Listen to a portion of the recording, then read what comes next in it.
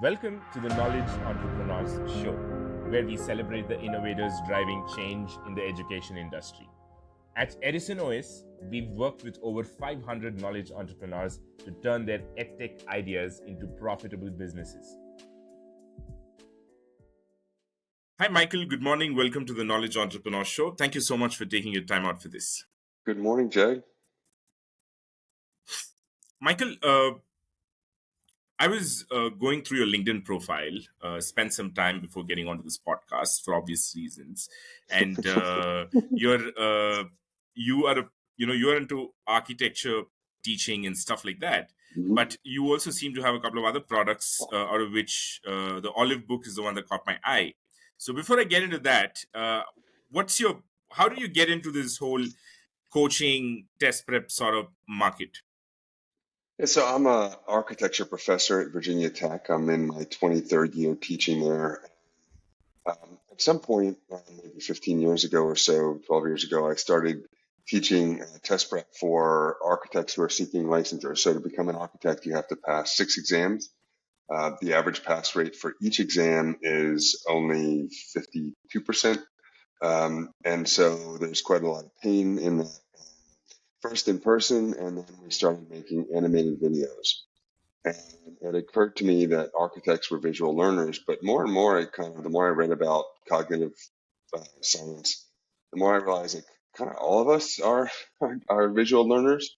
No one ever looked at a table of numbers and said, I should say, no one ever looked at a graph and said, "Can you put that back into a table of numbers for me?" And so started experimenting with ACT and SAT prep uh, for visual learners, which frankly we think is just about everybody. Got And it, so, Michael. and so what we have, Jag, is we have it's a series of kind of more traditional teaching to the test kind of SAT type questions, and then when they're answered, when the enrollee answers the questions, it launches into an animated video. And so we've spent well over $500,000 on animation, and we're kind of taking those ideas and we're turning them into something that's more authentic and more engaging and more visual. Got it. Michael, you said 15 years back you started teaching, in the test prep domain. And I also saw on LinkedIn you volunteered. So was it more of a volunteering activity that you took up, or did you look at it as a side hustle? I looked at it as a side hustle. Actually, what happened is we had a graduate student from Bangladesh who had lost his job here, and he was running out of money.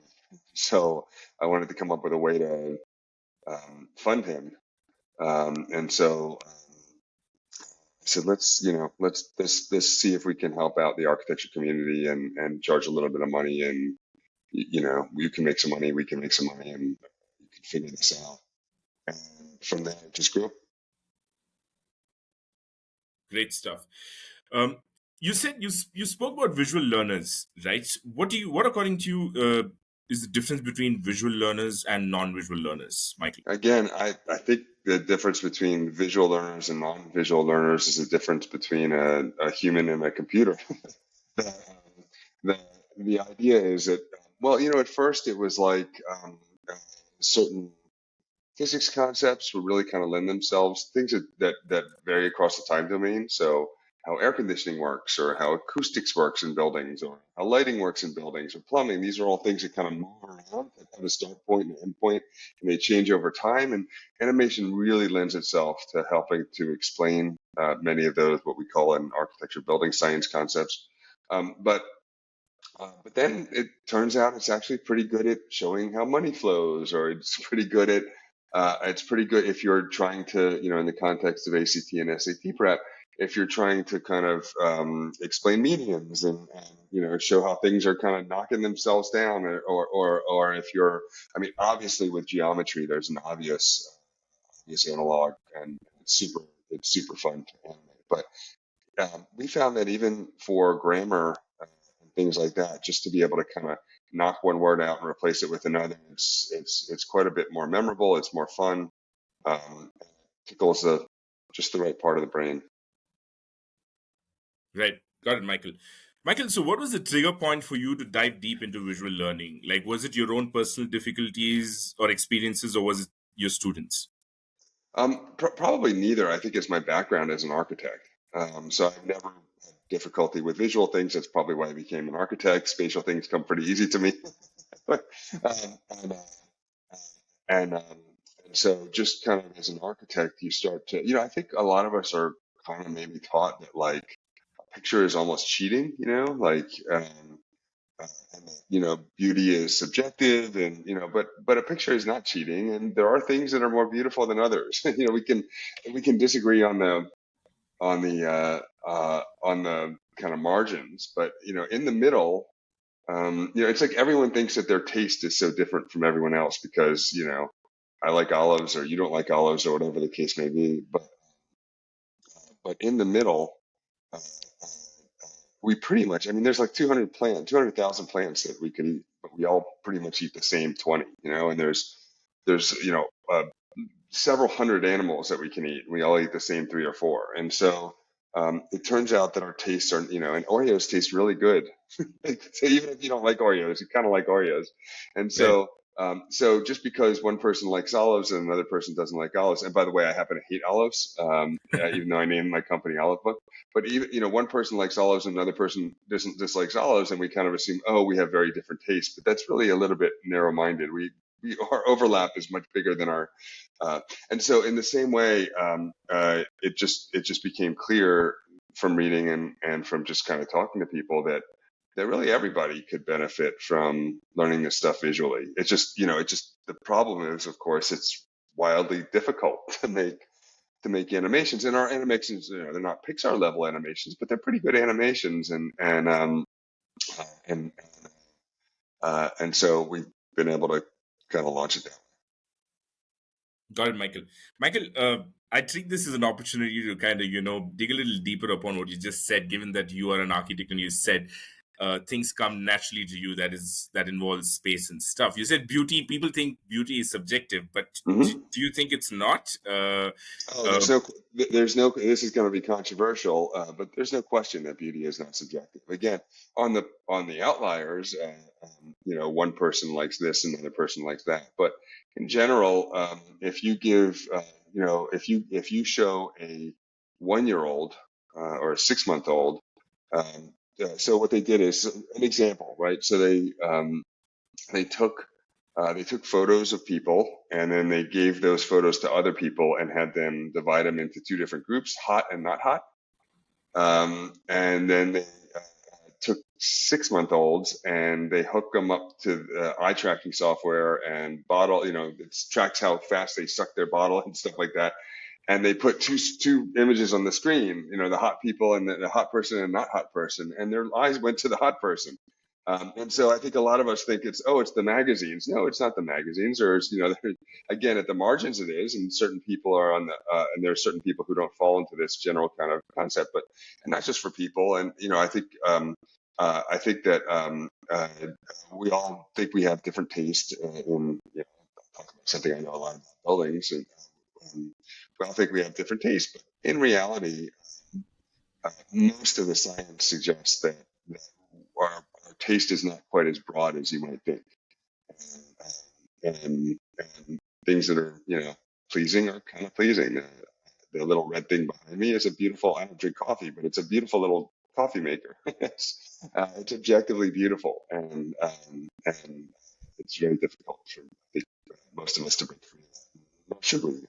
Let's embrace beauty. We should have beautiful things. So we have some beautiful animations, but more importantly, I think we have um, uh, kind of a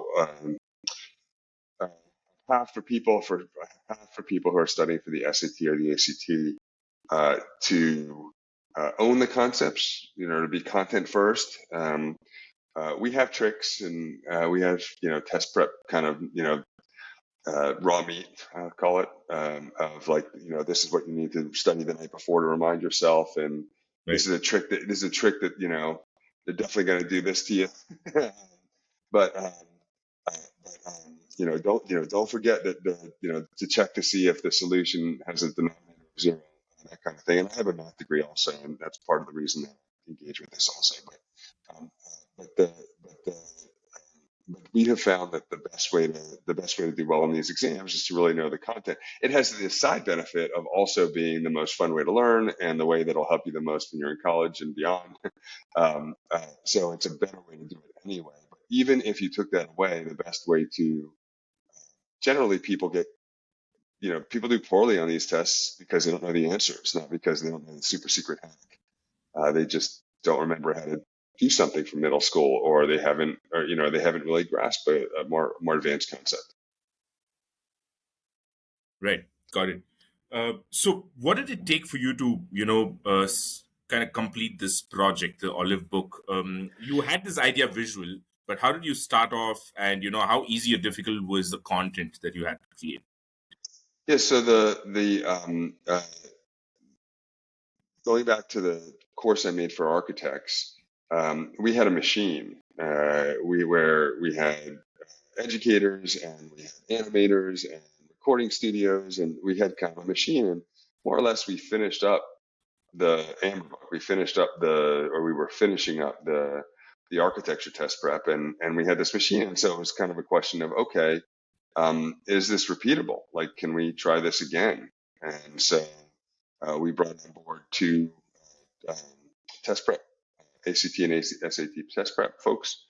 Both were teachers, and we let rip. And we some of what we learned about visual learning and what we learned about kind of just the production value of videos, and what we learned about how people learn in learning science and brain science and cognitive science. And we kind of I don't know, pivoted the whole fulcrum around to the other side and said, okay, let's see if this is repeatable. And so far, people seem to like it. Got it, Michael. Michael, I'm just going to ask you questions from a product point of view. It need not have to Mm-hmm. be with respect to the Olive Book, but generally, given that you've done the Amber Book, right? Now, in the world of course creation and stuff like that, if you see the common mainstream idea is that don't create your entire course, just start validating when you've got a little and then build on it and stuff like that. What was the approach that you took when you started off creating any sort of course? Did you validate it first, or did you create it and then did you try to sell it?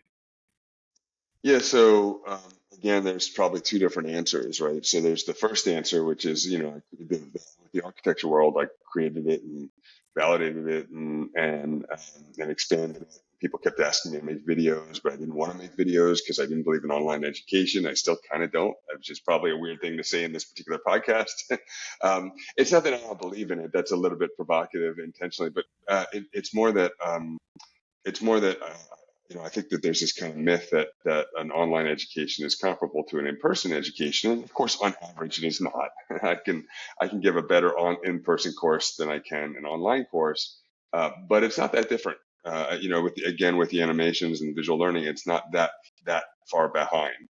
And so once I kind of discovered animation, um, then I realized, okay, I can actually give an experience that is approaching what I would give to an in-person class. So that was kind of slow growing, and that kind of thing. The Once we pivoted to making ACT and SAT prep, that was probably a little bit more of a top-down approach. That kind of MVP, make an MVP, minimally viable product, and then put it out there, and or um, uh, now of course that's not totally true because of the two test prep providers that we hired. Um, the, uh, the two coaches that we brought on, and they're the ones who uh, helped me make the course. But so they were doing SAT and ACT test prep in each case for, I don't know, 15 or 20 years. Right. So in that sense, I guess that was the proof of concept, right? Is that two really good teachers who were kind of legends, local legends around where I live, bringing them in, and that was kind of the secret sauce. Got it, Michael. Michael, when it comes to your Olive Book product that you say, you've made it visual for SAT and ACT test prep people, how, I mean, now, for example, people say SAT and ACT cannot be learned or prepared for in just a couple of weeks or in a couple of months, right? It's a process that you must have kind of understood math in a certain way throughout your school. So how deep down do you go? I mean, is it people need to already know certain things to start using the Olive Book, or can anybody just who knows no math can just come and start off? Yeah, anybody who knows no math can just start off. And it's not just math, of course. We actually, it's funny because if you, and I'm sure your audience can appreciate this, if you ask students or parents, they'll say, "Oh, my kid needs help in math," or the kid will say, "I Right. need help in math." That's much more common. But as your audience knows, in many cases, a majority of the extra points that can be scooped up are actually not in math, even for kids who are pretty good in reading or verbal or vocabulary. They can actually do quite a bit. They have a lot more room to grow often.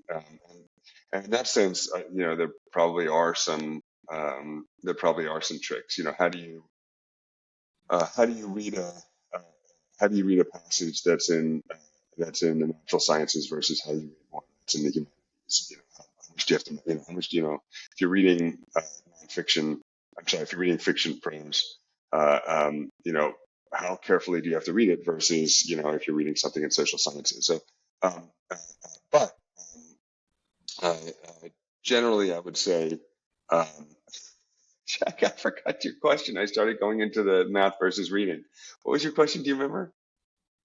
No, I asked you about how, does a person who can take the Olive Book course, does he Oh, or do they have she to need to know? have? Yes. Yes. Do they have to have a background? Thank you. Sorry about that. Yeah. No So, problem. no, absolutely not. And in fact, what we've done is we've set up the course on kind of a yield model. So, it's more or less, it would look to somebody like it was scrambled. Like, why are they covering this and then covering that? And there's two reasons we do that. One is there's actually a good deal of cognitive science research that suggests that if you kind of mix it up a bit and then have people coil back, so you're kind of moving up and up and up as you circle around like a coil. Right. That's a better way for establishing long-term recall and ownership of content. But also, we have approached this from like a lot of, I'm sure a lot of the people you bring on this podcast are talking about ways to kind of be more dynamic in their learning, where they're saying, "Oh, you need more help on this, so we're going to go to this." And actually, we think you need more help on the things that can get you the most extra points in a given minute of time, given hour, given unit of time. So there are certain things that um, uh, that either by virtue of the fact that you forgot them from middle school, or by virtue of the fact that they're covered a lot on the exam, or by virtue of the fact that they're pretty easy to learn in a video, in a video format, where we think we can get you the most extra points in a short amount of time. And we start with those concepts, and then we kind of feather off to things that are, kind of towards the end of the course. There are things that are less likely to be on the exam, and or things you already know, and or things that are really hard to learn. And we're going to take a lot of learning for just a little bit of extra, a lot of squeeze for just a little bit of extra juice. And so I think probably with the Olive Book, if you're done 50% of the Olive Book, you've probably gotten something like 75% of the benefit out of it. And that turned out to be a good thing because, newsflash, teenagers don't always finish these things. so, so we think we can, even if someone doesn't completely finish, so we have very intentionally kind of taken a one size fits all approach, or one size fits most approach Right. in this. Got it, Michael. Michael, when you say visual learners, right? I just happened to watch a very small clip on the Olive Book website, and Mm-hmm. then I'm not sure if there was. I don't know if I missed something, but there was no audio. Is that consciously made because No, it's no, no, visual? no. You just have to click on the thing. It just automatically comes up with that audio probably, and you just have to click on the little thing to cancel that. Yeah, there's a little flash through the speaker, and it's just one of those situations. Okay, got it. But there is a voiceover that is Yes, going yes, on absolutely. Actually, with. it's probably two-thirds my voice. So All it's my right. voice that's going to haunt people. But yeah, no, there's definitely audio. Got it, Michael. The reason I asked this question was since you said visual, right? I mean, it's the Uh-huh. practice, right? If you shut out one sense, No, uh, it doesn't heighten the other one. Actually, there's a lot of you would think so, right? So there's a lot of oh, people okay, that will. It turns out that the more senses you can engage, the better. So all right, okay, if you can engage, just visual, that's great. If you can, if you can be touching a pencil and writing, that's even better. If you can be listening, that's even better still. I'm not sure how much smell factors in, but they have found that people tend to recall things better if there are more senses being engaged. So no, we're very pro. I'm an architectural acoustician by trade. So I'm into acoustics. So that's kind of my world, and so I'm very pro audio as well. got it, Michael. Michael, without giving away any secret sauce stuff like that, if you can share some of the things that you discovered while you researched for your olive book, or the cognitive research that you got into, Hmm. especially for people who are visual learners but who may not be preparing for SAT or architecture but something else.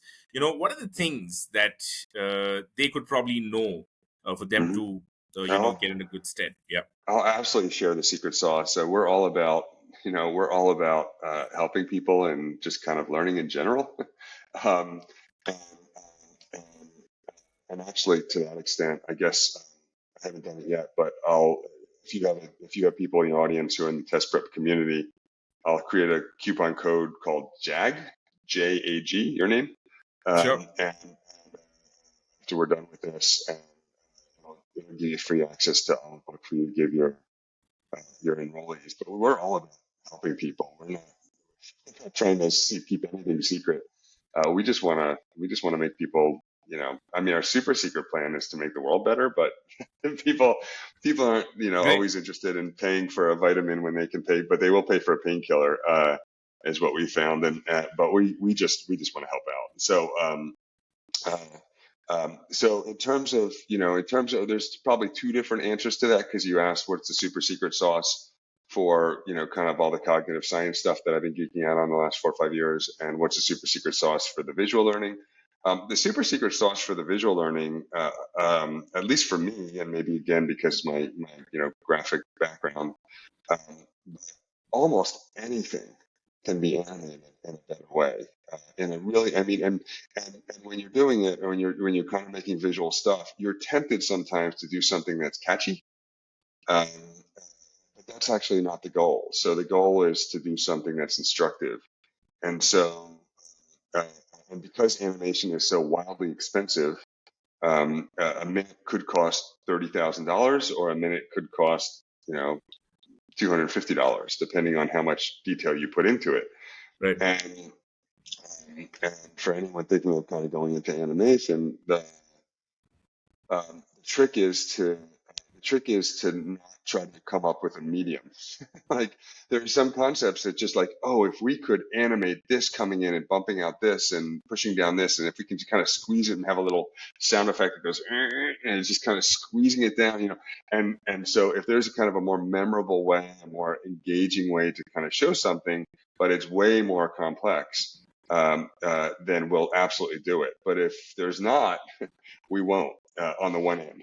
On the other end of the kind of visual thing, there's a lot of software out there right now that just has like basically it's like AI. They bill it as like AI animation software, and basically you put in a script and it just shows like two people talking and saying your script, and so that's not visual learning at all. That could not Yeah. be. Yeah. It's like the opposite of visual learning, right? So that's like the equivalent of like clip art. That's like the animation equivalent of clip art, where you're just basically putting in a script and you're having two people talk.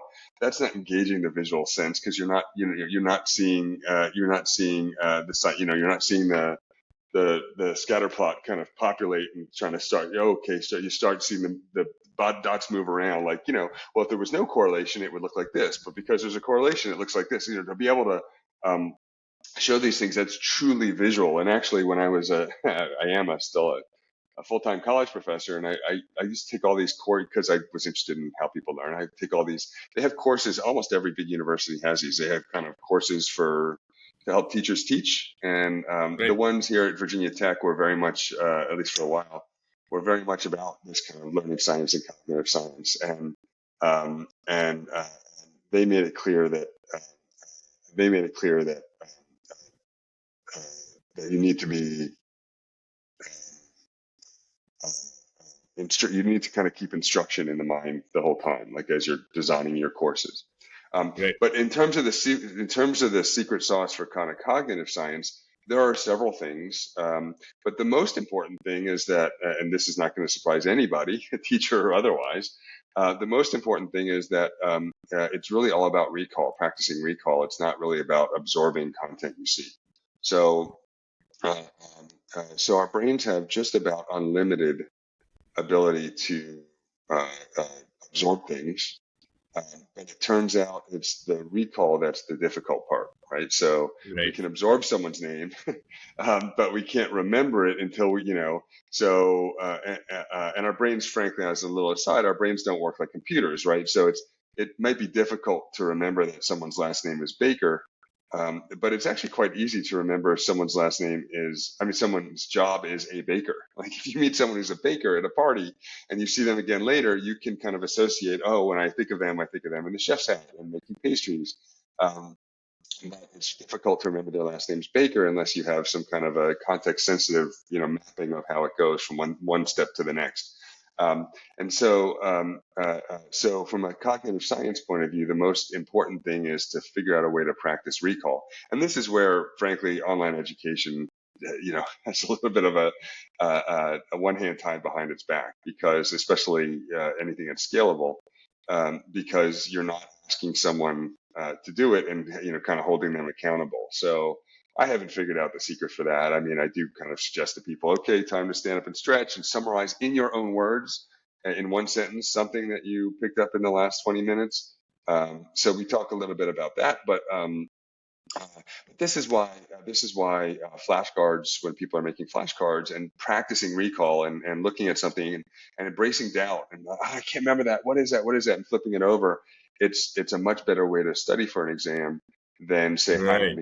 highlighting in a book, which is quite passive and you're not putting it in your own words. So if you can take something and reinterpret it, you can kind of say, oh, okay, what he's saying is that the cylinder kind of, if you kind of picture a circle and then and you kind of extrude it out. Okay, that's why it's, pi r squared times the height. That totally makes sense to me. Then you can uh, then you can own the content in a more authentic and more long term recall is a big part of these exam. You can own the long term recall. Conversely, if it's kind of passive and you're just sitting there as a student, you're not just a student. I mean, man, Jack, you should see the faculty are worse than the students. If you put faculty in a room and you try to teach them something, they are all on their email. They're just checking their email, like they're like on their online shopping. And if I sit behind them, I'm like, you have got to be kidding me! Like if your students did this, you'd be going ape shit right now. And so, and I'm sure it's the same with K-12 teachers as well. I think we a lot of times ascribe those values to students or to young people, but it's actually a human thing. And so, other than just kind of um, dude, get some discipline and, do this in an engaging way.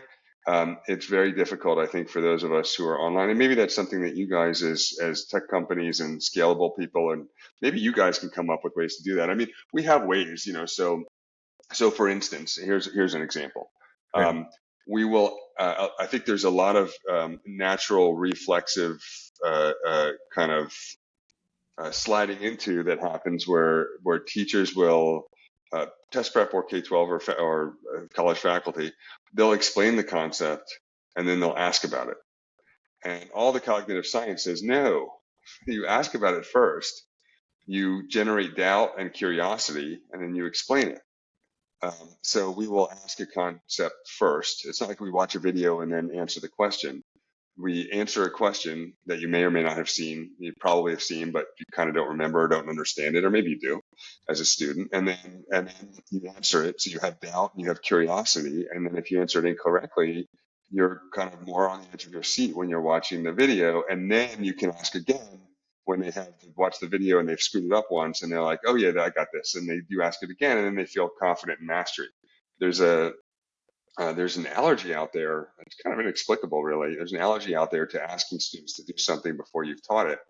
I don't know if that's because we as teachers think that we're omniscient and omnipotent, and we can just kind of like, like we can, squeeze that information out into you and then you can squeeze it back to us. But that's not really how it works. You put people on the edge of your seat. And so once I started learning that, actually, one of the most interesting, at least to me, changes that I've made to my own courses, in-person courses at the university, is once I started learning that that's actually the way that people learn, is by doubt, having doubt that fosters curiosity, and then, and then the explanation that, so specific to general.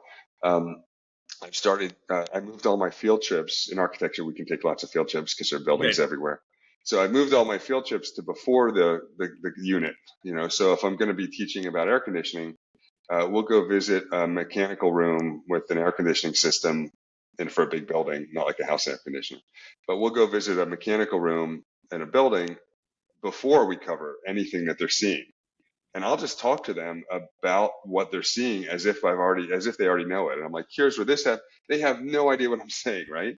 But then when we go back to the classroom and we kind of map it out, and then we show photos of what they saw in the room, you can see, and any teacher who's taught in a classroom knows what I'm talking about. You can see the engagement. And so if I just show the images, but there's more senses, right? You're walking around, you're feeling the heat in there, you're listening to the noise in there, you're seeing the fan move around. Move after a dock, and that kind of thing. You're listening to the compressor, and so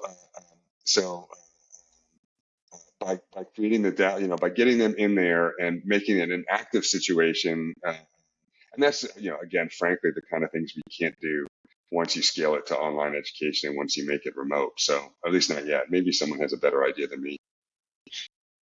Got it, Michael. So A a better idea, simple I should thing. say. I forgot. Hold on, I forgot your audience. A better idea than I. Go ahead. So a simple thing that teachers can do to kind of, make the whole learning experience better for students is not just introduce and talk about the topic they're about to, but rather ask questions about it and create the curiosity, and then introduce them to the thing. This simple thing you're saying just Mhm. changes a lot. Great, great stuff. Michael, I'm going to go back to the recall point that you said. I think it's just amazing what you said. The brain can absorb everything, and it's true. When I can think of it, yeah, everything is being absorbed, but how much can I recollect and get it when I want it? It's just so difficult. So, the visual learning that you're talking about, the Olive Book, for example, as much as it's going to help people understand concepts, do you think it also kind of enhances the ability to recall because of the I visual? do. I do. I suspect it does, but I don't know that I've ever read anything about that. I do think so. I mean, again, not as much as probably some of my in-person activities, Right. but for sure. I mean, if you kind of, if you're watching, if you have, I don't know, if you have 4x plus 2 equals 10, and you can, in kind of simple algebra, and you can see graphically subtracting 2 from both sides, and then it kind of knocks into it, and the 1 2 disappears, and then the other two comes in. It's 4x equals 8, and then you divide both sides by 4, and you can see the kind of 2 collide, and then it's certainly, most people tell us it's more memorable. But frankly, most of kind of the stuff I was telling you about um, is most of the stuff I was telling you about in terms of how the learning science has influenced us has been around the structure of the course in terms of that idea of coiling content. So you're revisiting it but at a level, and so again, that's based on research as well. So for instance, if you give a student if you teach a third grader their times tables, and then you give them a worksheet on multiplication. So send them home with a 3 times 8 is 24, whatever. Um, and then later in the year, you teach them division, um, and you have a choice. You can give them another worksheet on division because you covered division today, or you can give them another worksheet on both multiplication and division, which of course are closely related. And it turns out the research is stunning. If you give them a worksheet on multiplication and division, they are much more likely to do well in the exam. And they learn the content better, they remember it longer, they have a deeper understanding. And I think we can all, with the case of multiplication and division, we can all kind of intuitively, like grasp that, like, oh, that totally makes sense, because then people can make connections.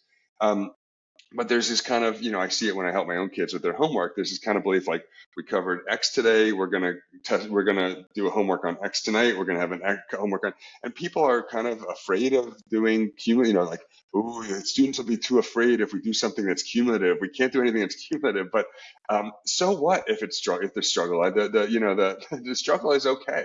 I think if certainly in my classes, you just embrace the struggle. Yeah, it's gonna be tough. Like, but it won't be tough later. And the joy you get as a student later on when you master something that you struggled on, early on, is so much more empowering than the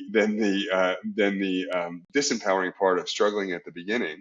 And of course, there are going to be some students who struggle at the end also, and they're going to feel bad about themselves, but hopefully not many, and hopefully not too bad. um, and anyhow, the goal is mastery, owning the concepts, and long-term recall, and content, and independent thinking, and connecting dots, and getting people to think. Um, and, and people do think, I think, more than we give them credit for. But anyhow, getting people to think, so the idea of fostering doubt, the idea of coiling content, and the idea of visual learning kind of together are the probably three things that I think we do really well.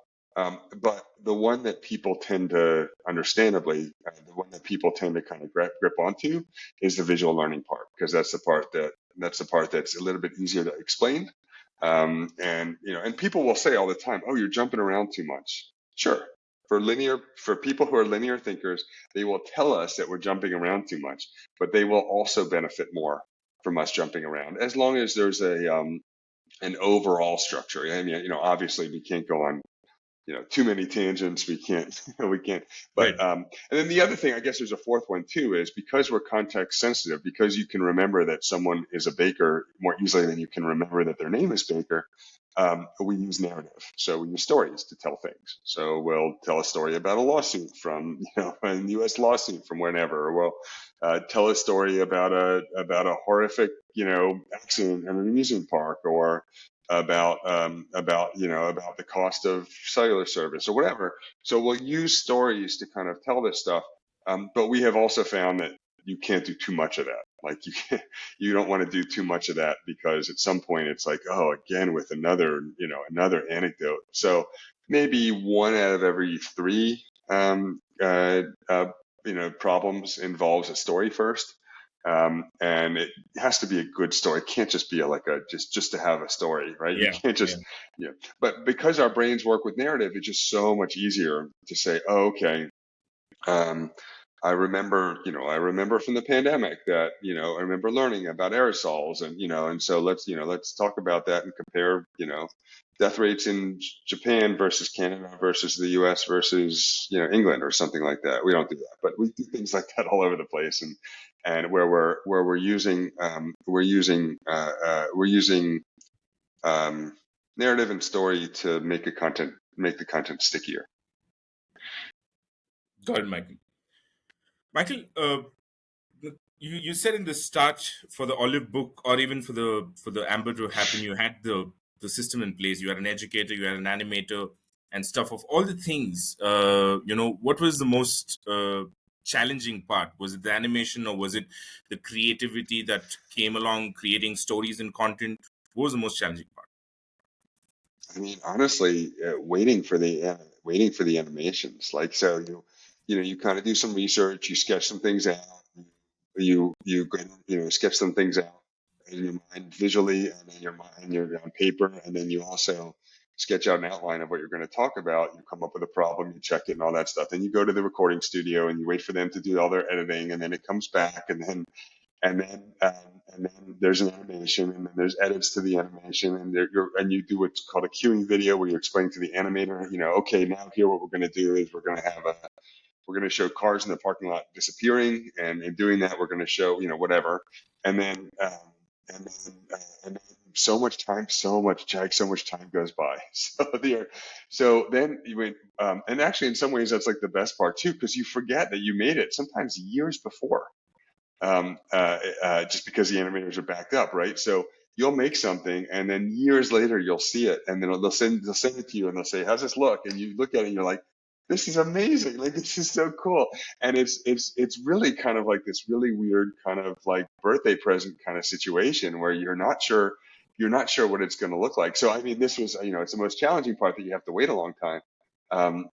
When you're making it, but it's also in some ways the best, because it's almost like, I guess in some ways it's almost like, I shouldn't laugh, but it's almost like telling a story to someone who has memory issues. Like, you can tell the same joke and they'll laugh again, and that's kind of how I feel. Just, it's even my own words, and I'm like, I don't remember even saying this. So I Right. would say that the hardest part is just the amount of time, and the resources too, but just the amount of time that's involved in animations. And it's a significant, for anyone thinking of doing it, I recommend you do it, but it is a significant financial hurdle. And the reason we could afford to do it is because the architecture test prep was so successful. We were able to take the money from that and put it into the other. So it's definitely not for everybody. And I would also say, please don't make a crappy animation. And by crappy, I don't mean pixelated. Right. It can be a crappy animation, kind of from an animation technical point of view, and be amazing. But again, as I mentioned earlier, it needs to be instructive. It can't just be.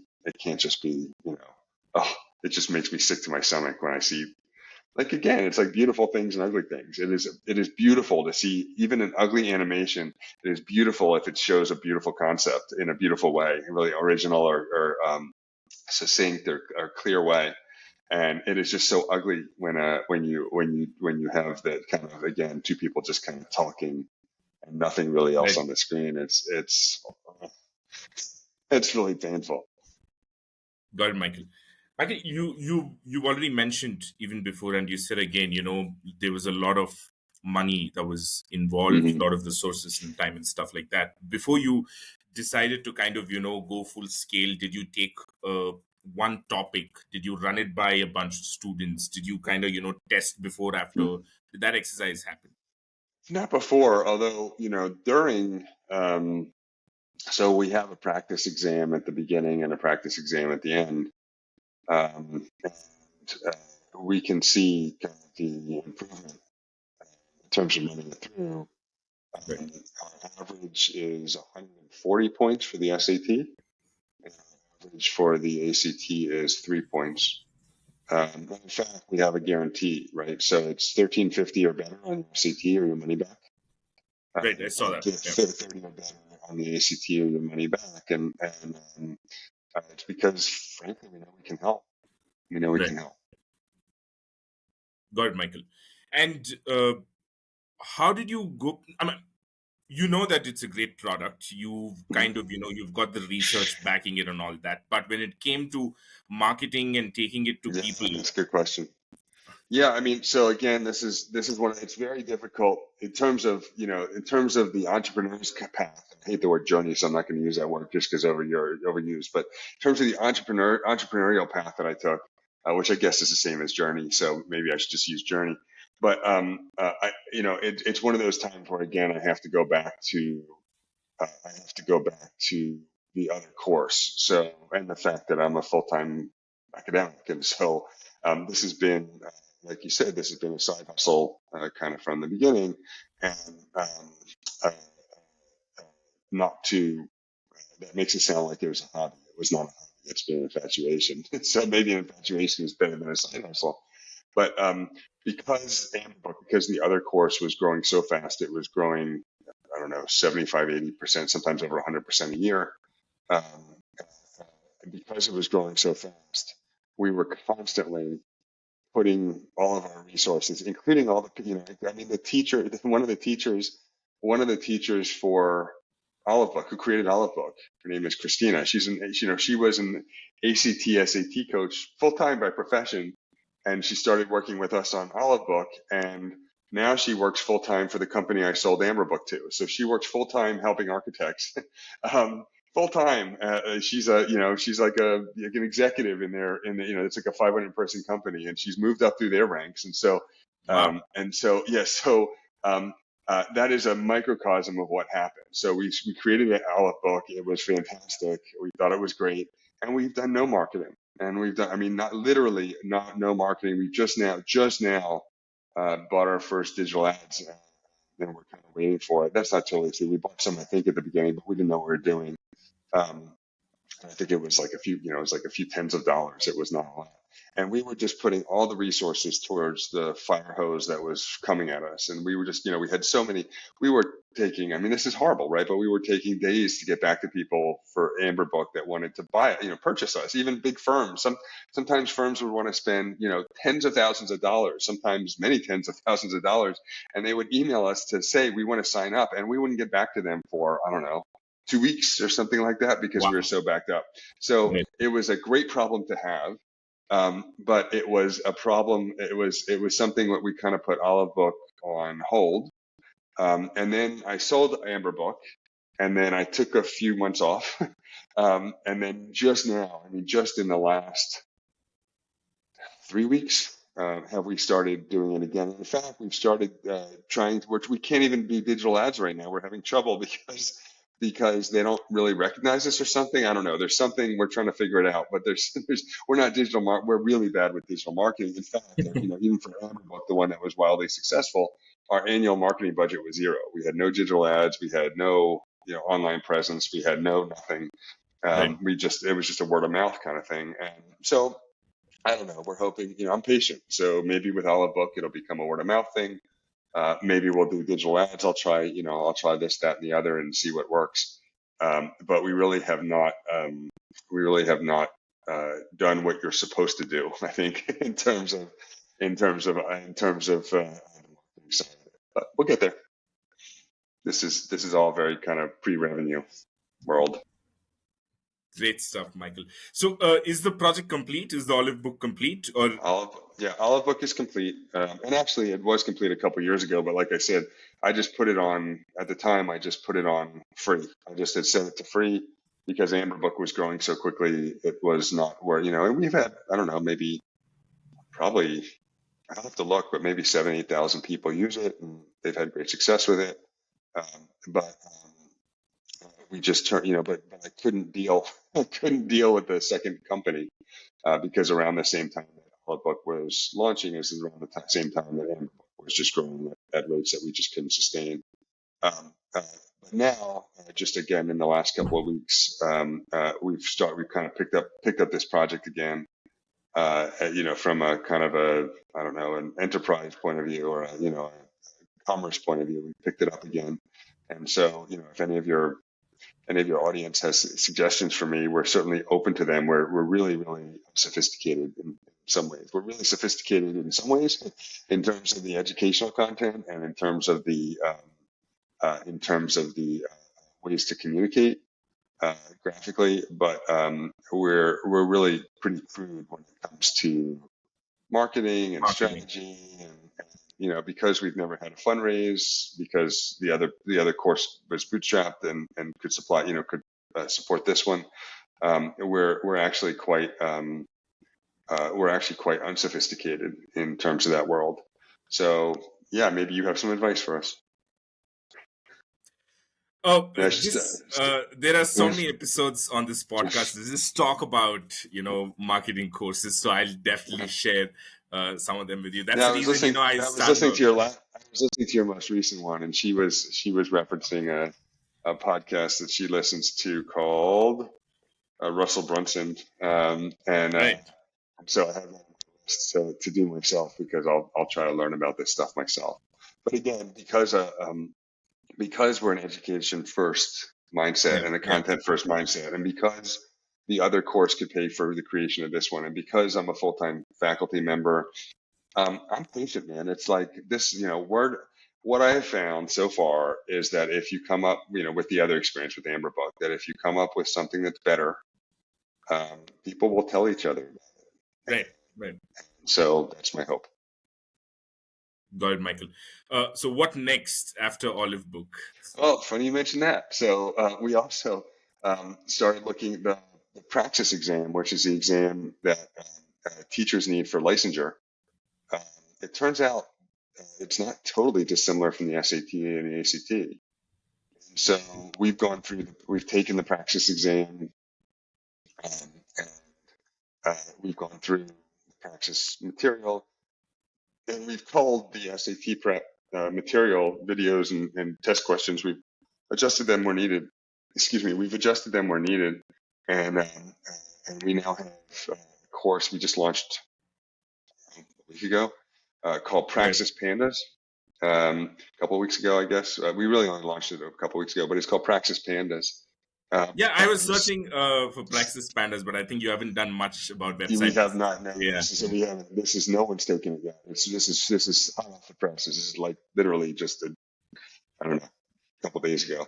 But we just put up a minimally viable product or whatever. So we have a course for teachers. The Praxis exam is the exam that teachers need to take to become licensed.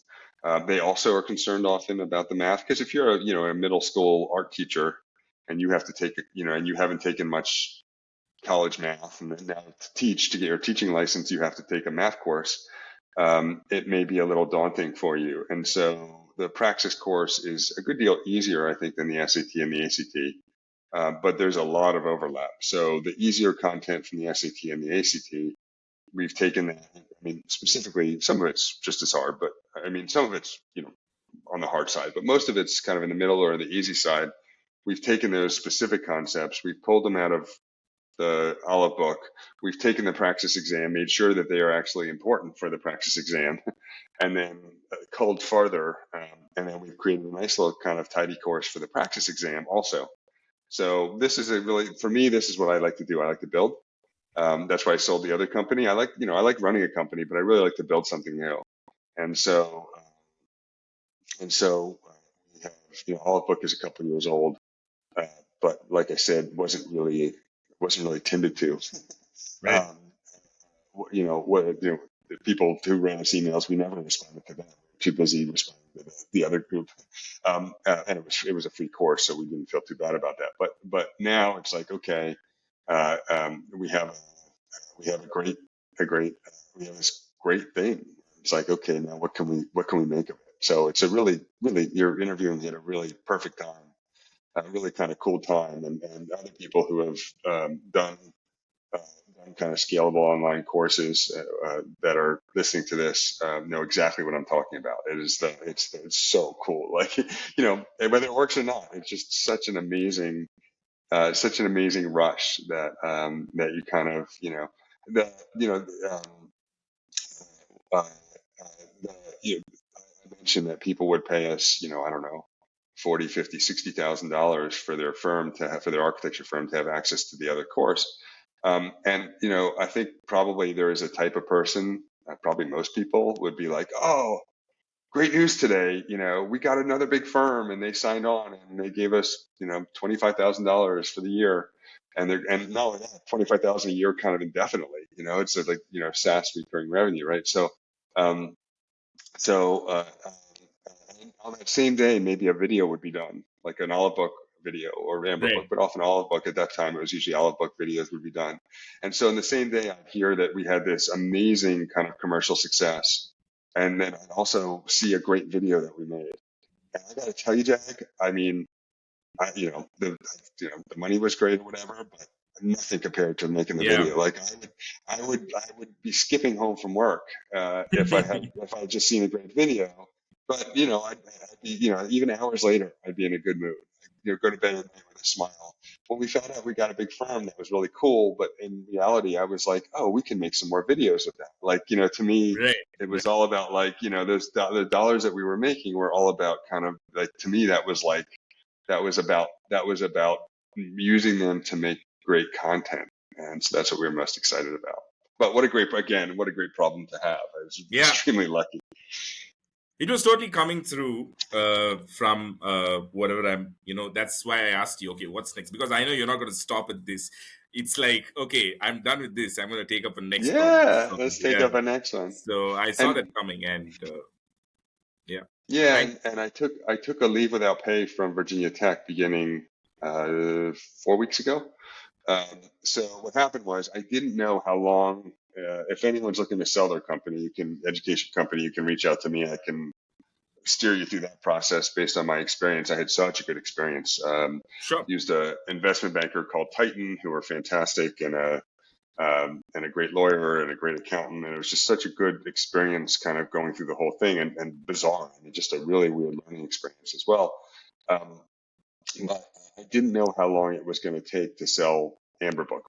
And, um, and I knew I wanted to sell it because I wanted to I wanted to make stuff. I wanted to create new stuff like Olive Book and Praxis Pandas, and I wanted to teach. And I see myself as an educator first, as I'm sure most of your audience does, and businessman kind of second. And I was pretty good at the kind of HR accounting stuff, and I was pretty good at running a company. And I didn't dislike it, but I didn't like it nearly as much. It was my identity.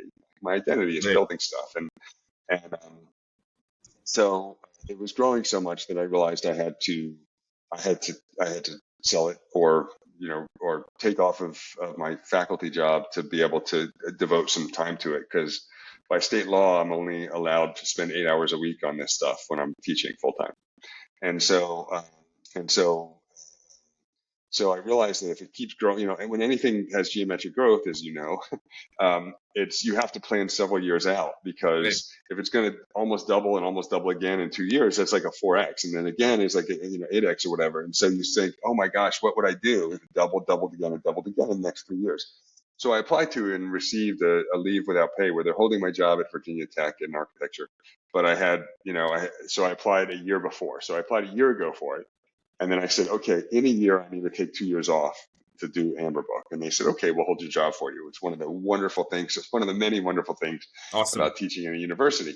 So that gave me 3 years to sell Amber Book. And it only took a few months. It was so quick.